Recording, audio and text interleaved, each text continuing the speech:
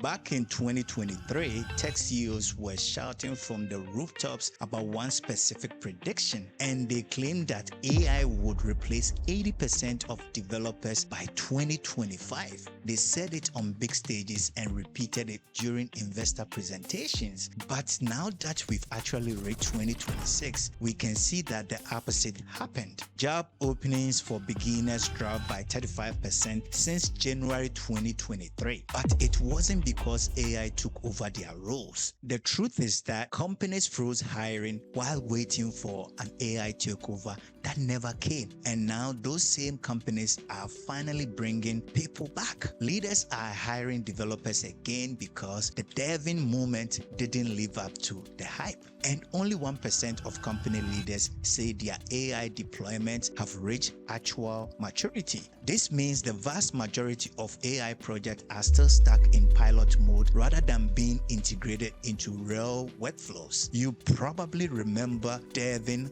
as an AI that could pass coding tests in those controlled demos, but it completely fell apart the moment companies tried to use it for real-world work. Here is what actually matters. AI didn't actually fail because the technology is weak, but rather because everyone completely misunderstood what the problem was in the first place. Most people thought software development was just about typing out lines of code, but it turns out that the job is about something much different. And the gap is exactly where your advantage lies right now.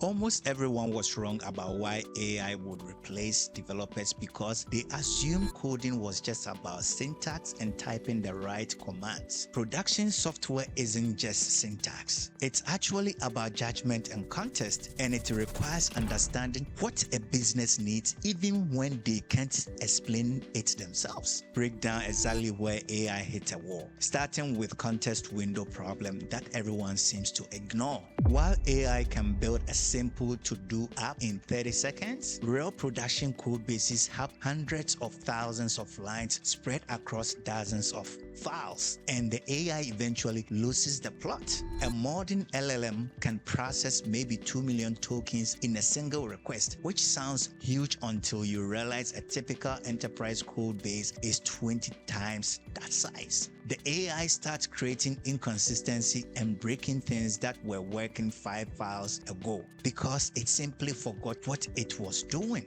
And that is like asking someone to rewrite a whole book while they can only see one page at a time. Then we have the code chain problem. Studies from 2024 to 2025 showed that AI-generated code was being fixed or reverted at double the normal rate, which meant developers were spending more time fixing AI mistakes than they would have spent writing the code from scratch. This isn't just a minor annoyance because 1 in 5 security leaders reported actual production incidents and measurable revenue loss when buggy AI code slipped through the review process. That is not theoretical anymore.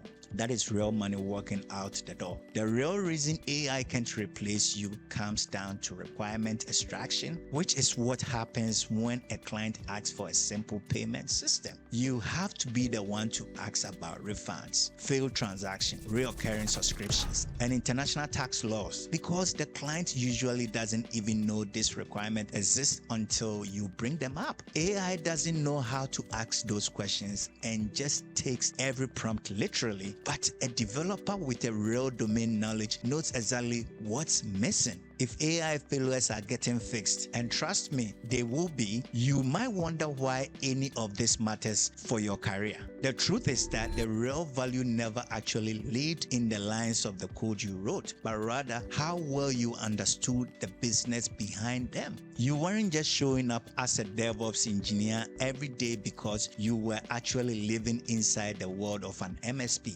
You felt those pains firsthand, from the soul-crushing manual attacks to the repetitive workflows that shoot through your hours every single week. Because you were in the trenches, you knew exactly what operation managers were losing sleep over. And that kind of domain expertise is your real superpower. Think about how everything started to converge for you lately. You had a DevOps background, your hands-on MSP experience, and your knowledge of lead generation and automation. And then you added an AI into the mix. That specific combination of skills is incredibly rare, and it's something a language model just can't replicate because it belongs to you alone. Take a look at the first $3,000 project you landed for the AI receptionist. If you succeeded while most AI projects were failing because you already grasped the underlying business logic and knew exactly where the friction was, you understood the internal workflows of an MSP and what a 24/7 reception actually needed to say to route calls based on real client needs. While you use tools like N8N, VAPI, and Go High Level to build it, those were just the secondary pieces, while your deep understanding of the problem was the primary driver. Most developers look at AI and ask how they can use it to churn out code faster, but that is a dangerous trap that usually just leads to more Jira tickets from your boss. You decided to see it differently by asking how you could use those tools to solve a problem you already understood deeply. That shift in perspective is exactly what separates a standard developer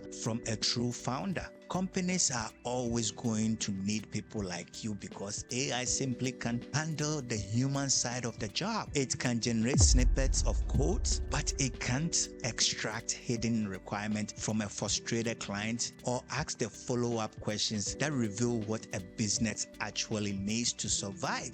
AI doesn't know how to balance technical depth against a looming shipping deadline. And it certainly can't make that tough judgment calls when the stakes are high and the requirements are a total mess. If you want a real exit strategy, stop using AI just to finish your 9 to 5 tasks faster. Instead, take a 35% productivity boost. Use those extra hours to build something that belongs to you. Lean into your domain knowledge and your understanding of those specific pain points, using AI as the implementation layer while you handle the architecture and the high-level decisions. There is a fundamental difference in how founders and employees look at the world around them. While employees see a problem and file a ticket to make someone else's responsibility, founders see that same problem as an opportunity to build a solution.